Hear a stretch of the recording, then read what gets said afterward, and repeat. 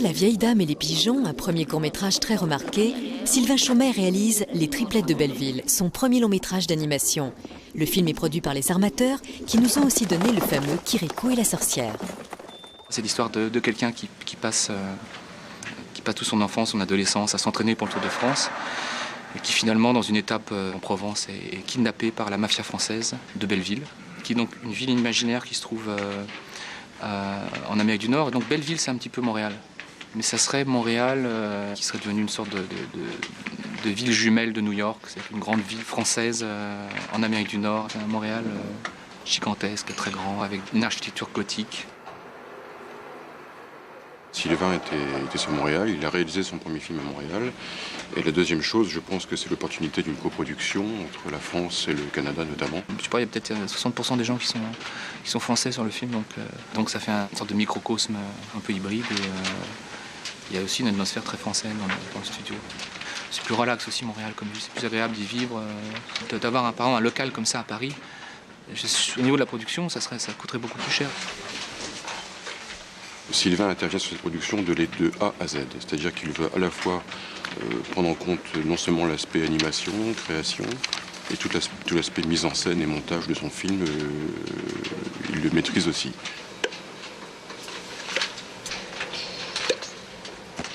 J'aurais pas pu imaginer que le film soit fait, qu'une partie de l'animation soit faite en Corée ou des endroits comme ça. Il a voulu préserver en fait le côté artisanal de l'animation, qui est que tout simplement ce sont des gens qui dessinent, qui animent, donc avec toute leur sensibilité, avec leurs crayons tout simplement et leur tête. Et j'ai besoin que les animateurs soient là, j'ai besoin de leur dire, écoute, moi je le vois faire comme ça, le personnage va se lever, il faut que je lui mime d'une certaine façon pour que ce soit bien représenté. C'est trop nerveux ce qui se passe, c'est un peu... Ok. Il y avait un truc bizarre dans les boucles d'oreilles. Ouais, ça va marcher. C'est vraiment un travail de direction artistique et de direction d'acteurs. Ouais.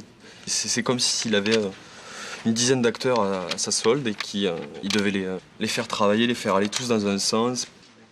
Je mets en avant l'animation comme un art dramatique. Et pour moi, chaque animateur est un acteur.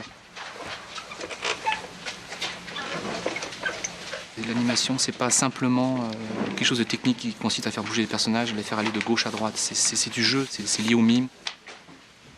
Je suis animateur et puis tous les animateurs font un petit peu d'acting pour comprendre comment ça fonctionne, les gestes. Mon personnage, Blanche, elle a des tresses et ces tresses sont dans son chemin, quoi. Alors elle est obligée de les tasser sur elle-même. Alors j'essaie de voir comment elle va envoyer la tresse et après envoyer l'autre. En exagérant le mouvement, on arrive à voir comment il faut dessiner. Je brandis un pistolet parce qu'on a souvent besoin de modèles, parce qu'on doit toujours dessiner dans n'importe quelle position. C'est pour ça qu'on a une petite glace et que soit on mime des expressions, soit des fusils.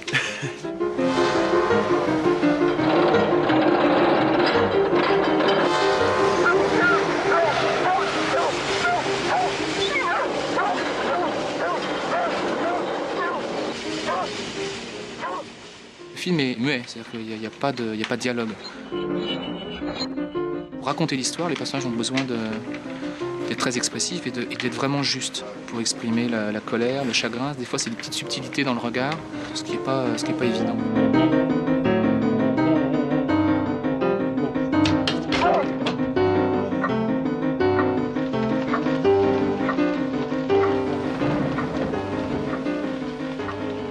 La musique est très très très importante. Il y a effectivement deux personnages principaux et il y a la musique. Les triplettes sont des musiciennes qui, à l'origine, dans les années 20, chantaient principalement. Et finalement, se sont recyclées dans une espèce de jazz domestique. C'est-à-dire qu'au lieu d'utiliser des vrais instruments, elles utilisent des instruments de tous les jours. Donc c'est par exemple un aspirateur, un frigidaire. Tout ce qui leur tombe sous la main, ils vont faire de la musique avec. Il a fallu que j'essaie d'imiter un petit peu tout ça. J'ai mis des sons de bouteilles à l'envers qui font une espèce de succion. Ça marchait plus ou moins. Fait qu'à un moment donné, je me suis assis avec l'aspirateur. Puis j'ai dit, bon, quel son peut sortir de là? J'ai mis ma main devant. Puis avec mes doigts, je contrôle l'entrée d'air. Puis ça produit un son.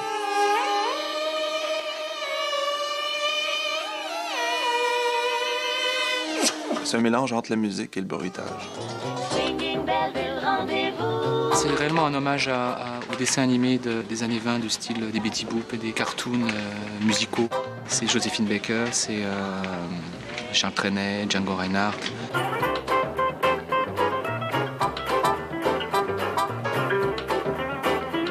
C'est un petit peu moi ce que j'ai ramené de France dans mes bagages en venant ici et en vivant pendant 8 ans dans une société nord-américaine et de faire un peu un mélange des deux.